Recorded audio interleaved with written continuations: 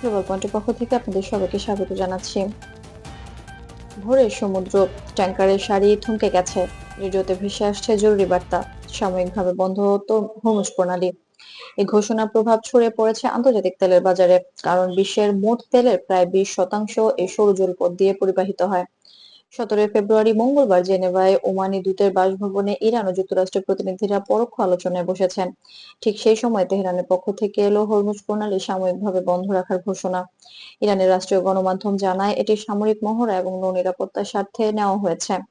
বিশ্বস্ত আন্তর্জাতিক সংবাদ সূত্র যেমন রয়টার্স, বিবিসি, আল জাজিরা এবং দ্য গার্ডিয়ান জানাচ্ছে এই পদক্ষেপ সরাসরি কোনো সংঘর্ষ বা প্রাণহানির উদ্দেশ্য নয়, বরং এটি আঞ্চলিক উপস্থিতি, প্রশিক্ষণ প্রদর্শন এবং আন্তর্জাতিক নজরদারির অংশ হিসেবে নেওয়া হয়েছে।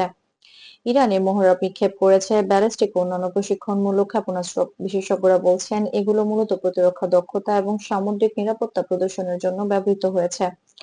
আন্তর্জাতিক বিশ্লেষকদের মতে এমন পদক্ষেপ আঞ্চলিক শক্তির ভারসাম্য এবং কূটনৈতিক বার্তার একটি উপায়।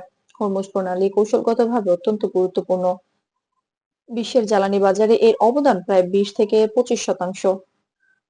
তাই সাময়িক প্রণালী বন্ধ থাকা সত্ত্বেও আন্তর্জাতিক বাজার ও আঞ্চলিক নিরাপত্তার উপর নজরদারি তৎপর রয়েছে। মার্কিন প্রশাসন এবং আন্তর্জাতিক পর্যবেক্ষকরা পর্যবেক্ষণ চালাচ্ছে যাতে বাণিজ্যিক নৌ চলাচল নিরাপদ থাকে।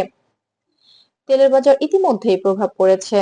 ওয়াইলপ্রাইস.কম এবং ব্লুমবার্গ অনুযায়ী ক্রুড তেলের দাম সাময়িকভাবে কয়েক শতাংশ বৃদ্ধি পেতে পারে, তবে বিশ্বের অন্যান্য সরবরাহকারীর উপস্থিতি দামকে নিয়ন্ত্রণে রাখছে।